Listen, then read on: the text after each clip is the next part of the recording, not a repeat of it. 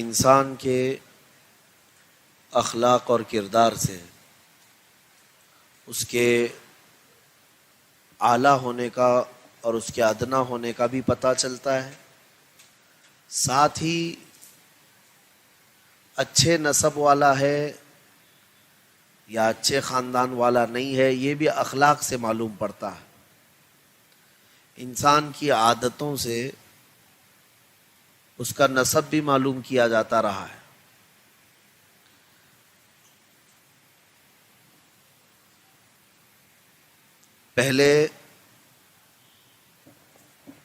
پہلے کے دور میں خاص طور پر کچھ ایسے لوگ ہوا کرتے تھے جن کو قیافہ شناسی کا علم ہوتا۔ قیافہ شناسی کسے کہتے ہیں؟ چہرہ دیکھ کر کے یا کچھ کام دیکھ کر کے پتہ چل جاتا تھا کہ یہ کس کا بیٹا ہے یا کس خاندان سے ہے۔ عرب والے ان کاموں میں بڑے مشہور تھے، یہاں تک کہ اگر کوئی شخص چل کر کے گیا ہو تو اس کے پیروں کے نشانات دیکھ کر کے عرب والے بتا دیتے تھے کہ کس خاندان والا یہاں سے چل کے گیا ہے، اتنی ان کو مہارت تھی۔ ایک بادشاہ کے ہاں ایک ایسا ہی دانشور آیا جس کو قیافہ شناسی کا علم تھا۔ وہ راستے میں چل رہے تھے، سفر پر تھے۔ اس نے سوچا کہ بادشاہ کے ہاں میں اپنا فن بتا کر کے تھوڑے دن قیام کر لوں۔ تو اس نے وزیروں اور سپاہیوں سے کہا کہ مجھے قیافہ شناسی کا علم ہے، میں چہرہ دیکھ کر کے بہت ساری چیزیں بتا دیتا ہوں اور کچھ کام دیکھ کر کے کچھ چیزیں بتا دیتا ہوں، لہٰذا مجھے اس بنیاد پر مہمان خانے میں ٹھہرنے کا موقع دے دیا جائے۔ تو سپاہیوں نے وزیروں تک بات پہنچائی، وزیروں نے اس کو ٹھہرا دیا۔ اب یہ جو دانشور تھا عرب کا، اتنا ماہر تھا کہ اس کو شام کو شراب دی گئی۔ شراب پیا اور اس کے بعد شراب لانے والوں سے فوراً کہا کہ یہ شراب انگور سے نچوڑی ہوئی تو ہے، انگور سے شراب بنائی جاتی تھی، لیکن اس نے یہ بتایا یہ قبرستان کی جھاڑیوں والی انگور سے بنائی ہوئی شراب، ان جھاڑیوں کے انگور سے بنائی ہے جو قبرستان میں لگی ہوئی ہیں، یہ کیسے پتا چلے؟ تو سب حیران رہ گئے۔ تو اس کی حکمت سننے کے لیے بڑے بڑے وزیر آئے، انہوں نے پوچھا تجھے یہ کیسے پتا؟ تو اس نے پھر اپنی وجہ بتائی کہ شراب پینے کے عادی ہیں ہمیں پتا ہے، شراب پینے کے بعد خوشی ہوتی ہے یا ان کو نشہ آتا ہے، لیکن اس شراب پینے کے بعد غم آ رہا ہے، اور غم جو ہے صرف قبرستانوں میں ہوتا ہے۔ تو اس نے کہا تحقیق کی گئی تو حقیقت میں وہ شراب قبرستان کی جھاڑیوں سے نکالی گئی تھی۔ تو یہ کبھی تک لگ جاتی ہے کسی کی۔ تو بادشاہ کے پاس اس کا ذکر ہوا تو بادشاہ نے بلوایا اس کو کہ کام کا آدمی ہے۔ تو اپنے شاہی محل میں اس کی مہمان نوازی کی گئی، اور دوسرے دن بادشاہ نے باتوں باتوں میں کہا اپنے گھوڑے کے بارے میں۔ بادشاہ کا گھوڑا سب سے اعلیٰ قسم کا ہوتا ہے، کہا اس گھوڑے کے بارے میں ذرا دیکھ کر بتاؤ۔ کہا کہ بادشاہ سلامت کل تک بتاؤں گا۔ گھوڑے کو مختلف انداز سے اس نے دیکھا، اس کے بعد پھر کہا آپ کا گھوڑا اعلیٰ نسل کا نہیں ہے۔ کہا وہ کیسے؟ کہا اور دوسری بات بھی سن لیجئے، آپ کا گھوڑا بکری کا دودھ پی کر بڑا ہوا ہے۔ اتنی باریکیاں کوئی کیسے جانے گا؟ آپ کا گھوڑا جو ہے وہ بکری کا دودھ پی کر کے جوان ہوا ہے۔ بادشاہ نے کہا اگر غلط نکلا تو گردن مار دوں گا۔ کہا جی آپ تحقیق فرما لیں۔ اب بادشاہ نے اس گھوڑے کے متعلق کھوج لگائی، جہاں جہاں سے یہ گھوڑا آیا بادشاہ نے ساری تحقیقات کی، تو جس شخص کے پاس یہ گھوڑا تھا چھوٹے میں، بچے میں، تو اس شخص نے کہا کہ ہاں بادشاہ سلامت، بات ایسی ہے کہ یہ گھوڑا جیسے ہی پیدا ہوا اس کی ماں مر گئی، تو اس کی پرورش کے لیے میرے پاس بکری کے دودھ کے علاوہ کچھ نہیں تھا، تو وہی دودھ میں پلایا کرتا تھا اور گھوڑا جوان ہوا۔ بادشاہ کو بہت حیرانگی ہو گئی کہ یہ بندہ کیسا ہے جو ایک بالکل حقیقی چیز بتا دیتا ہے۔ اس سے پوچھا کہ وجہ تو بتا، کس بنیاد پر تو یہ چیز بتایا؟ تو اس نے کہا کہ آپ کا گھوڑا جب گھاس چرتا ہے نا تو سر نیچے کر کے چرتا ہے، اور جو اعلیٰ نسل کے گھوڑے ہوتے ہیں وہ سر نیچے ہی نہیں کرتے، یہ صرف بکریاں نیچے کرتی ہیں۔ بکریاں اور بکرے یا جانور جو دوسرے ہیں، بیل، بھینس، گائے، یہ نیچے منہ لگا کر کے چارہ کھاتے ہیں، لیکن جو اعلیٰ نسل کا گھوڑا ہوتا ہے اس کو تھیلی لے کر کے اوپر تک دینا پڑتا ہے، وہ اپنا سر جھکا کر کے نہیں کھاتا، اس کا جو سر زمین پر لگا ہوا ہے یہ اس کی نسل بتا رہا ہے۔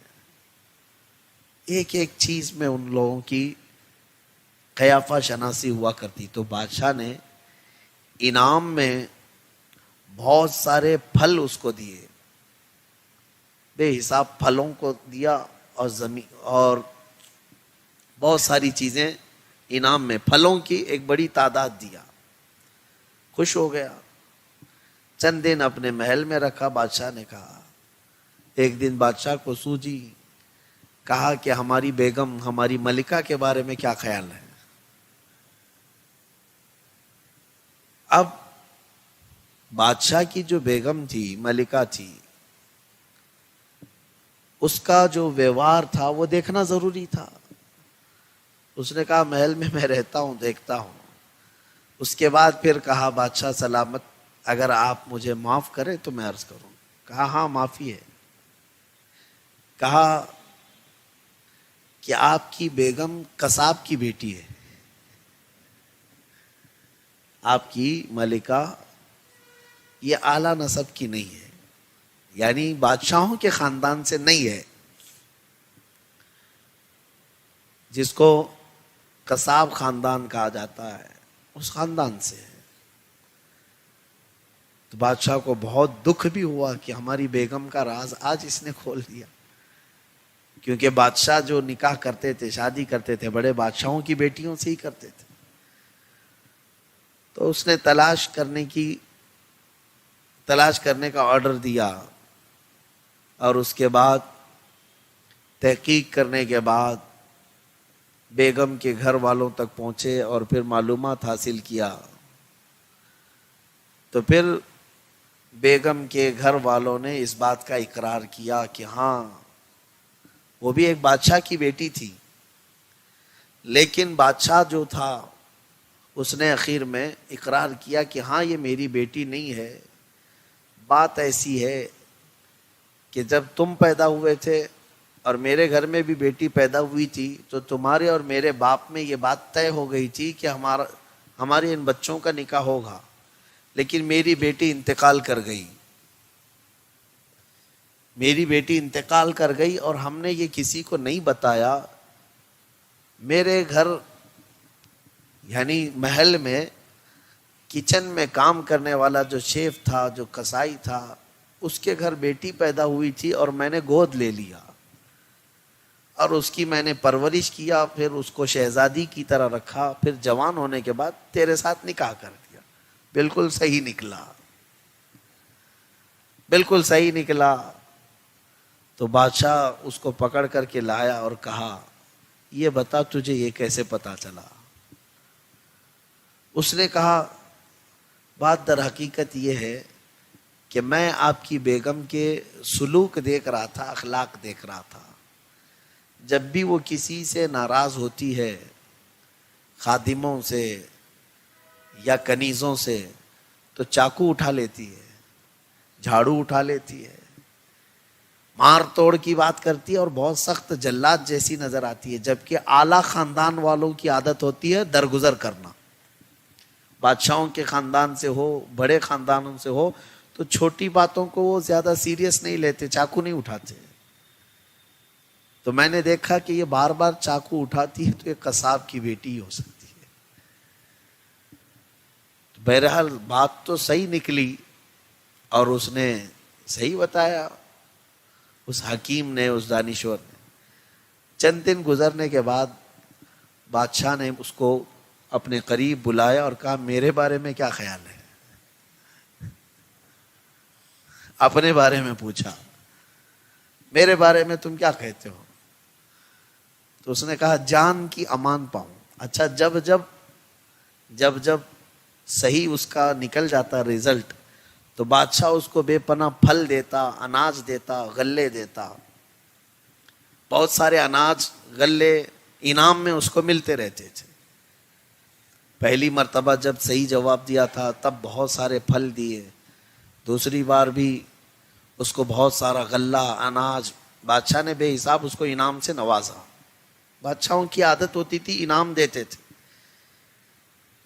تیسری بار، اب یہ چوتھی بار تھا، بادشاہ اپنے بارے میں جب پوچھا تو اس نے کہا جان کی امان دیجئے تو کہوں گا. کہا ٹھیک ہے، تیری جان نہیں ماری جائے گی، بتا دے. کہا کہ آپ بھی بادشاہوں کی نسل سے نہیں ہیں، آپ بادشاہوں کی نسل سے نہیں ہیں. اس کے بارے میں ہی کہہ دیا. کہا وہ کیسے؟ کہا آپ تحقیق کر لیں. کہا غلط نکلے گا تو میں تیرے ٹکڑے کر دوں گا. ٹھیک ہے، تیار تھا اس بات کے لیے. پھر اپنی کھوج پر نکلا بادشاہ. اپنے جو بڑے تھے ان کو پکڑا، چچاؤں کو، اس کے باپ کا تو انتقال ہو گیا تھا، پکڑا اور اس کے بعد پھر زور زبردستی معلوم کیا تو اسے بھی بتایا گیا اس کے چاچا نے کہ تیرے باپ کے گھر اولاد نہیں تھی. کافی دن کے بعد ایک بیٹا ہوا، وہ بھی انتقال کر گیا، جیسے تیری بیگم کا معاملہ ہے. اور پھر مسئلہ یہ تھا کہ بادشاہت کسی دوسرے گھرانے میں چلی جاتی، اس لیے ایک کسان تھا، اس کسان کے، اچھا اس شخص نے، اس دانشور نے یہ کہہ دیا تھا کہ آپ بادشاہوں کی نسل سے نہیں ہیں، آپ کسی کسان کے بیٹے ہیں. بادشاہ سے کہہ دیا تھا اس نے آپ کسان کے بیٹے. اس کے چاچا نے بتایا کہ ایک کسان تھا، اس نے تیرے باپ کو اپنا بیٹا دے دیا اور تو اسی کا بیٹا ہے، لیکن ہم نے نہ تجھے بتایا نہ رعایا کو بتایا، کیونکہ پوری بادشاہت کا نظام سنبھالنا تھا، وراثت میں کوئی تھا نہیں. ہم نے یہ چیز چھپا رکھی. بادشاہ کو حیرت ہوئی، اتنی عمر گزر جانے کے بعد مجھے نہیں پتا چلا، اور یہ ایک عرب سے آیا ہوا قیافہ شناس 2 دن میں بتا دیا میرا نسب کیا ہے، میری نسل کیا ہے. وہ آیا، کہا جواب تو صحیح نکلا تیرا. پھر انعام میں بہت سارا غلہ اناج دیا.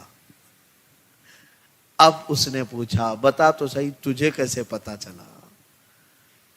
اس نے کہا کہ بادشاہ سلامت، بادشاہوں کی عادت ہے جب وہ خوش ہوتے ہیں تو سونے چاندی جواہرات انعام میں دیتے ہیں، اور آپ ہر بار غلہ اناج ٹماٹے پھل. تو اس کا مطلب ہی یہ ہے کہ بار بار غلہ اناج فروٹ دینے والا کسان کا ہی بچہ ہوگا. تو کہنے کا یہ عربی میں نے پڑھا تو مجھے حیرت ہوئی. یہ کوئی لطیفہ نہیں ہے، حقیقی بات یہ ہے کہ انسان کے اخلاق جو ہے اس کے نسب کا پتہ دیتے ہیں. یہ کتنے اعلیٰ نسب کا ہے، کتنے اچھے اخلاق کا ہے. اسی لیے اپنے کاموں سے اپنے ماں باپ کو بدنام مت کرو. کبھی کبھار ایسا ہوتا ہے کہ کچھ لوگوں کی شرارتوں کو دیکھ کر کے کچھ لوگ یہ فیصلہ کر جاتے ہیں کہ یہ اچھے گھر کا نہیں ہو سکتا. زبان سے بھی پتہ چلتا ہے، بات چیت سے بھی پتہ چلتا ہے. شریفوں کی بولی الگ ہوتی ہے، اعلیٰ خاندان والوں کے اخلاق ہی الگ ہوتے ہیں. درگزر کرنا، معاف کرنا، یہ اچھے نسب والوں کی علامات میں سے ہے۔ بات کریں تو جھگڑا نہ کرنا، غصے کو پی جانا، یہ اعلیٰ نسب والوں کی علامات ہیں۔ اور بات بات پر چاقو اٹھانا، چھری اٹھانا، مار ڈالوں گا، کاٹ ڈالوں گا، اور پھر دوسرے بہت ساری چیزیں ہیں، بے حیائی، آوارگی، یہ سب اوپر کی غلطیاں بتاتی ہیں۔ اس لیے اپنے کاموں سے، اپنے اخلاق سے اپنے نسب کو بھی بدنام مت کرو، اپنے والدین کو بھی جو ہے بدنام مت کرو۔ آپ کے اخلاق اتنے عمدہ ہوں کہ لوگ ملاقات کریں تو بار بار ملاقات کرنے کی خواہش پیدا ہوتی رہے، بار بار ملنے کی تڑپ پیدا ہو جائے۔ ایک بار اگر آپ سے کوئی ملے تو ایسا نہ ہو کہ یار بڑا برا آدمی ہے، اس سے کبھی نہیں ملنا ہے۔ یہ تاثر اگر کوئی لے کر کے جاتا ہے تو یہ تمہارے سب سے برے اخلاق ہے۔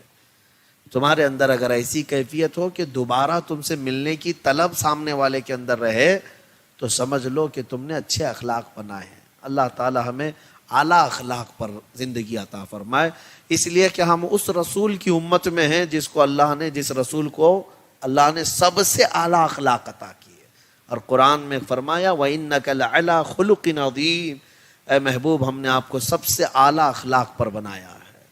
تو جس امت کے رسول سب سے اعلیٰ اخلاق پر ہیں تو اس امت کو بھی چاہیے کہ اس کے طور طریقے اعلیٰ انداز کے ہوں۔ تمہارے چلنے کا انداز، تمہارے بولنے کا انداز، بڑوں سے ملنے کا انداز، چھوٹوں سے بات کرنے کا انداز، سب چیزیں تمہارے نسب کا پتہ دیتی ہیں۔ خاص طور پر بچوں کو بھی یہ تربیت کراؤ، سکھاؤ کہ جب بڑے آ جائیں تو راستہ چھوڑ دیا جاتا ہے، جب کبھی بڑے بیٹھے ہوں تو ان کے اوپر نہیں بیٹھا جاتا۔ ماں باپ اگر نیچے بیٹھے ہیں، عمر والے لوگ نیچے بیٹھے ہیں تو بچے کرسی پر نہیں بیٹھیں گے، پلنگ پر چڑھ کر کے نہیں ناچیں گے۔ اس سے پھر پتہ چلے گا کہ یہ تربیت کی کمی ہے، اخلاق کی کمی ہے، اور اچھے نسب والا نہیں ہے۔ بات کرنے کے انداز میں بھی جب بڑے لوگ بات کر رہے ہوں تو چھوٹوں کو خاموشی اختیار کرنی چاہیے، درمیان میں اسی طرح گھس کر کے ان کی باتوں کو کاٹ دینا یہ اچھے اخلاق میں سے نہیں ہے۔ چلنے کے انداز میں بھی یہی فرمایا گیا کہ آدمی کی چال چلن سے بھی پتہ چلتا ہے کہ وہ میانہ روی اختیار کرے، زمین پر فساد نہ مچائے۔ حضرت لقمان حکیم نے اپنے بیٹے کو جو تربیت کی تھی وہ 100 نصیحتیں ہیں، کبھی موقع ملے تو انشاءاللہ العزیز اس کو عرض کروں گا۔ انہوں نے یہاں تک لکھا ہے کہ محفل میں بیٹھے ہو تو ناک میں انگلی نہ کرو، کان میں انگلی نہ کرو، اور ادھر ادھر دیکھ کر نہ تھوکا کرو۔ یہ سب اخلاق میں سے ہے، یہ سب اچھے تمیز میں سے ہے، آداب میں سے ہے۔ ماں باپ کو بھی چاہیے کہ بچوں کو یہ بار بار سکھائیں۔ کئی جگہ پر ہم جاتے ہیں، ٹھیک ہے ہماری آج کیا حیثیت ہے وہ سب کو پتہ ہے۔ ایک اللہ تبارک و تعالیٰ نے مقام عطا فرمایا، دین کا چہرہ لے کر ہی تو ہم جاتے ہیں۔ کچھ بچے آتے ہیں، باپ کہتے ہیں بیٹا حضرت سے ملاقات کرو، بیٹا ہینڈ شیک کرتا ہے، ہاں ایک ہاتھ دیتا ہے تاکہ ہم ہلائیں۔ میاں تم ٹرمپ سے نہیں مل رہے ہو۔ ہاں یہ سکھایا نہیں نا ان کو علماء کرام سے ملنے کے آداب۔ مسلمان ایک دوسرے سے مصافحہ کریں تو سنت طریقے سے مصافحہ کریں۔ ہاں یہ مصافحہ کے آداب سکھائے جائیں، بات چیت کے آداب سکھائے جائیں۔ ہم نے کچھ بچوں کو بھی دیکھا ہے کچھ گھروں میں کہ وہاں پر بہت عمدہ اخلاق اور اعلیٰ کردار پر ان کی تربیت ہوتی ہے۔ لہٰذا اپنے ماحول کو بھی بنائیں تاکہ تمہارے نسب کا پتہ چلے۔